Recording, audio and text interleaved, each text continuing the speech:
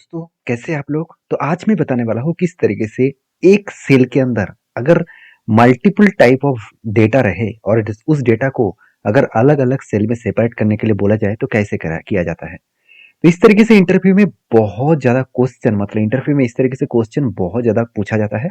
तो मैं आज आपको सिंपल तरीके से सिखाऊँगा किस तरीके से एक सेल के अंदर वैराइटीज़ टाइप जो डेटा है, उस डेटा को आप अलग-अलग सेल में ट्रांसफ़र कर पाएँगे। तो इसके लिए वीडियो को लाइक करना होगा, चैनल को सब्सक्राइब करना होगा। तो चलो शुरू करते हैं वीडियो। तो सबसे पहले देखिए यहाँ पे जो डेटा है, इस डेटा को मुझे इस सेल में ट्रांसफ़र करना है। तो मैं कैसे करूँ? देखिए बहुत सारा अलग-अलग तरीका है, तो मैं आपको सिंपल तरीका आपको सिखा रहा हूँ। देखिए दूसरा भी कुछ तरीका होगा, वो मुझे कमेंट्स करके बता सकते हैं। तो सबसे पहले करना क्या है, यहाँ पे जो देखिए कंपनी का डिटेल्स मतलब सबसे पहले देखिए, यहाँ पे जो देखिए कुछ कंपनी का नेम है, उसके अकॉर्डिंग यहाँ पे देखिए कंपनी का जो नेम है, वो यहाँ पे आएगा। और जो इनवॉइस आईडी है वो इस सेल में आएगा। उसके बाद जो इसका रीज़न है वो इस सेल में आएगा। उसके बाद मोबाइल नंबर वो इस सेल में आएगा। तो एक-एक करके सारे जो डेटा है वो डेटा अलग-अलग सेल में जाने वाला है। तो इसको किस तरीके से मैं ट्रांसफ़र करूँगा? चलो सीधी-सीधी तरीके से मैं आपको सिखाता हूँ। सबसे पहले इक्वल देना है। ध्यान से देखना, मैं थोड़ा-सा इसको ज़ूम कर देता हूँ और भी आपको क्लियर हो जाएगा। थोड़ा-सा मैं ज़ूम कर लेता हूँ, आपको समझने में आसानी होगा। अभी ठीक है? इक्वल देने के बाद फर्स्ट सेल को सिलेक्ट करना है क्योंकि मुझे कंपनी का नेम लेके आना है, तो मैंने क्या किया इक्वल देकर इस सेल को सिलेक्ट किया, एंटर कर दिया। उसके बाद देखिए मुझे यहाँ पे इनवॉइस नंबर लेके आना है। ये जो नंबर है मुझे इस सेल में नहीं लिखना है। मुझे इसके साइड में जो सेल मिलेगा, ऊपर से यहाँ पे और नीचे से यहाँ पे, इस सेल में मुझे लिखना है। तो इक्वल देकर मैं इस नंबर को सिलेक्ट किया, एंटर कर लिया।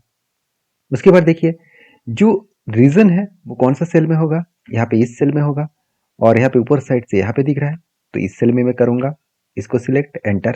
तो उसी तरीके से एक एक करके अलग अलग जो डेटा है अलग अलग सेल में जो है उसको आपको सिलेक्ट करना है। तो देखिए यहाँ पे लास्ट वाला जो सेक्शन है इसके ऊपर क्लिक किया, सिलेक्ट किया, एंटर।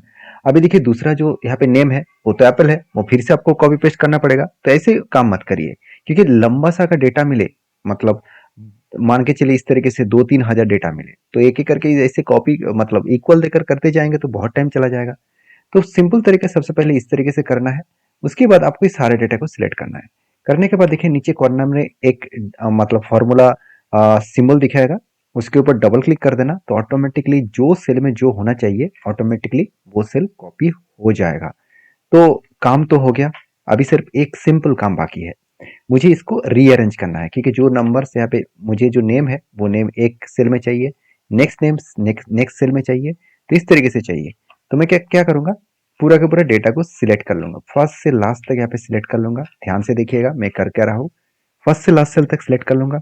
उसके बाद मुझे जाना है होम टैब में।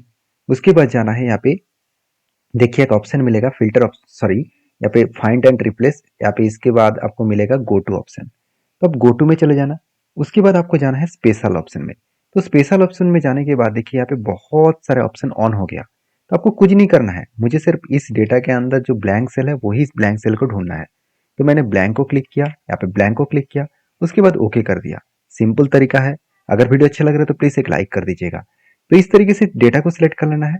बस आपको सिर्फ एक शॉर्टकट यूज करना है, कंट्रोल माइनस, याद रखिएगा कंट्रोल माइनस।